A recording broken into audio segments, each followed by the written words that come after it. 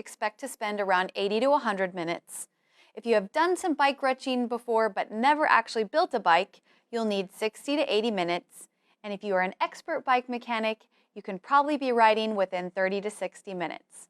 Grab the box containing the small parts and keep these parts handy. You'll need a few tools for assembly, including metric Allen wrenches, bike grease, a tire pump, screwdrivers, wire cutters, and an adjustable wrench. Before you insert the seat post, smear some grease on the post to make installation and adjustments easier, and make sure you push it past the minimum insertion line. Close the quick release or tighten the seat post clamp bolt. You'll know your seat post is tight enough if you can't twist it side to side. Check that your stem is facing forward along with your fork. You may need to turn your fork forward to line them both up.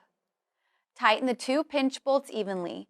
The wrench should leave an imprint on your palm when it's tight enough. If your stem looks like this, it's called a quill or threaded stem. Grease the body of the quill and the bolt to make inserting and adjustment easy. Push down on the bolt head with your thumb and insert the stem past the minimum insertion line. After aligning the stem and fork forward, snug the bolt down. The wrench should leave an imprint on your palm when the bolts are tight enough. Remove the faceplate bolts and the faceplate, then center your handlebars. Tighten the bolts evenly and snugly, then check to make sure you have an equal gap on the top and bottom. If your bike has quick release axles, remove the plastic caps from the front wheel and slide the quick release through the hub with one conical spring on each side. Grease the threads and thread the nut on loosely.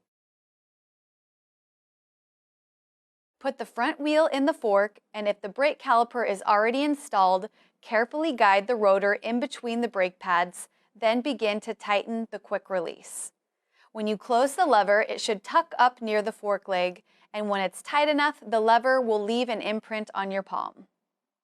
If your bike has a through axle, it's probably already installed in the fork. Take it out and place the front wheel in the fork.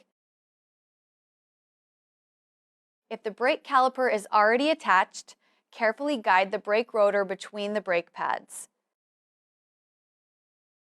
If your through axle has threads, grease them, push it through the fork and the hub, and turn clockwise to tighten it.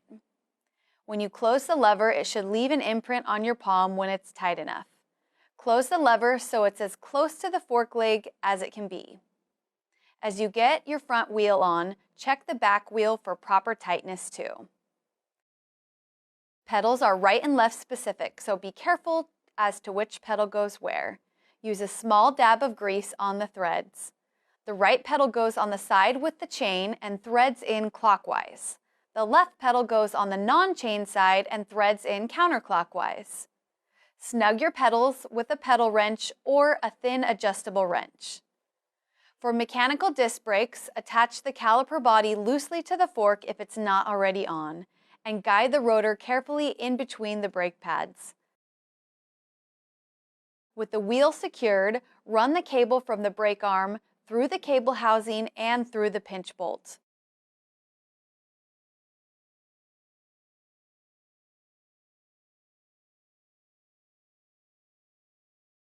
Pull the cable taut and tighten the pinch bolt. Next, align the caliper body by hand, visually centering the rotor in between the brake pads. When you can see a gap on both sides of the rotor, tighten the bolts holding the caliper body to the frame.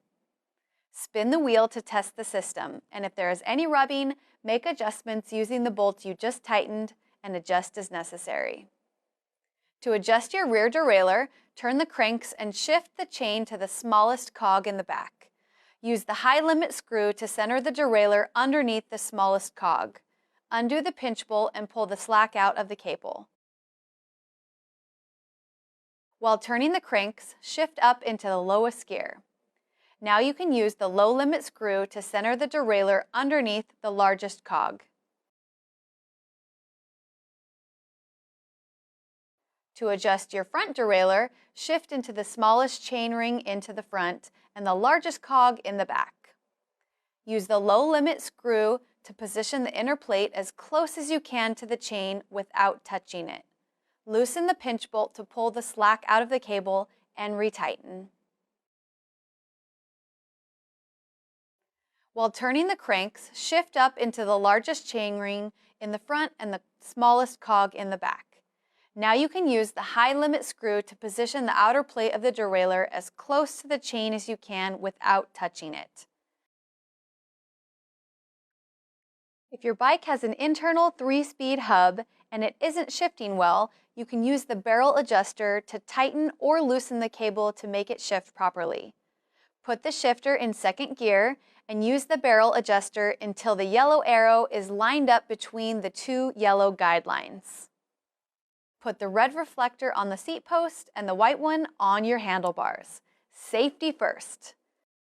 Cut any extra cable down with your cutters and pinch a cable end on with your pliers to keep the cable from fraying. Finally, pump up your tires following the guidelines on the sidewall of the tire.